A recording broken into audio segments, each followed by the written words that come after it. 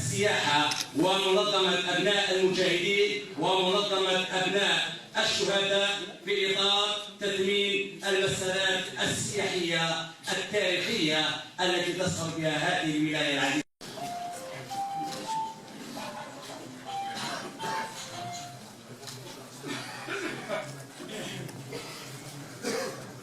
فتبتسم دون شعور، لا لشيء نعم، لا لشيء سوى أنك تدرك في ثناياك بداخلك أنك حفيد صبانة، حفيد أم العيد، وحفيد الشهداء التي تدخل دائما في إطار تثمين المسارات السياحية والتاريخية. مديرية السياحة حاضرة اليوم باتفاقية التي ستبرم مع الأسرة الثورية مباشرة، وهذا تنفيذا لتعليمات الوصاية أن يكون هناك تعامل مباشرة مع الأسرة الثورية، وبذلك نحن اليوم سنمضي اتفاقية مع كل جمعية ممضاة من طرف 4 أطراف، وهم منظمة المجاهدين، أبناء الشهداء وأبناء المجاهدين ومديرية السياحة.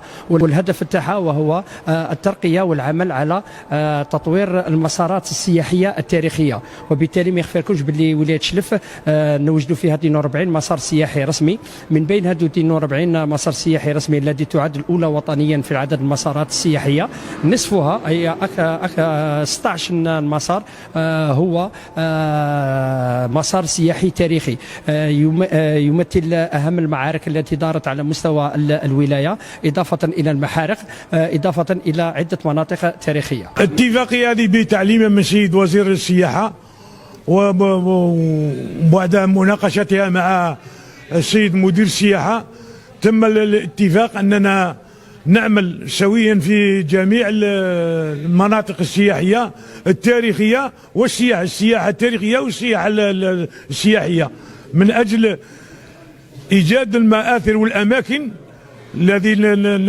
التي ممكن نحصوها من هنا فصاعدا، بالرغم من أن حسب مدير السياحة على مستوى الشلف أن الأماكن ولا النقاط السياحية على مستوى الولاية عددها 45 مكان، معناها الولاية شلف من بين الولايات اللي في الصدارة في هذه المواقف. زيرتيوب أول قناة إلكترونية في الجزائر.